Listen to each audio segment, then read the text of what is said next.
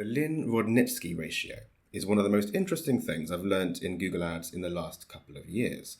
It's a simple but ingenious formula for working out how conservative on one side of the scales or how expansive and free spending on the other side an account is. It works with any kind of search campaigns, and the formula is the CPA from all budget spent on all search terms, i.e. your overall CPA, divided by the CPA of all of those search terms that have had at least one conversion in the time period you're working with. Then the lower the score, the closer those two numbers are, the more tightly focused you could say that your activity is on what has proven to work.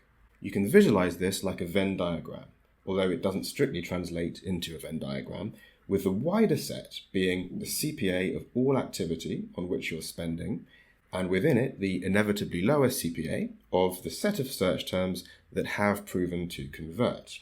Now, if that second CPA is very small relative to the overall CPA, that means you have a whole lot of waste in between the two, and a high LR ratio. It's very easy to work out your Lin-Rodnitzy ratio in your account. Here are the steps.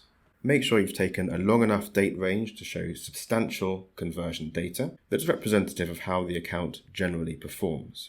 From all of your search campaigns, navigate to Keywords, Search Terms.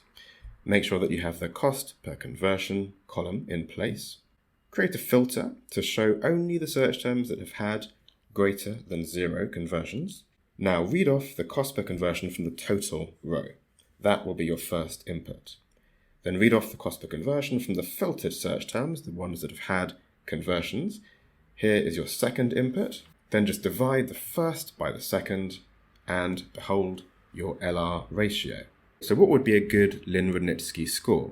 Well, the creators of the formula themselves interpreted it like this, with something between 1.5 and 2 considered to be a healthy score.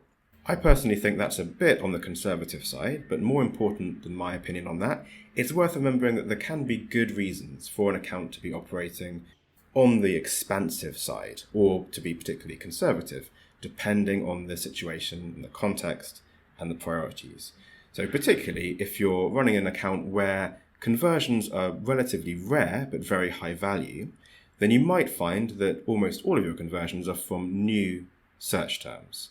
Then your LR ratio won't look so hot, but you'll sort of have to be continually fishing, in a sense, for the next conversion, rather than concentrating spend on those particular search terms that have converted in the past. So the point is that the LR score has to be interpreted within context. In any case, it's a very handy and easy formula to use to give a quick, broad brush indication of an account's potential to be more cost effective or to be more expansive. And it can be a nice addition to an account audit. If you'd like more Google Ads tips like these, then obviously subscribe to this channel, but also come and join my free Facebook group, the PPC Lounge, and join me and over 1,000 other PPC advertisers discussing Google Ads news and tips.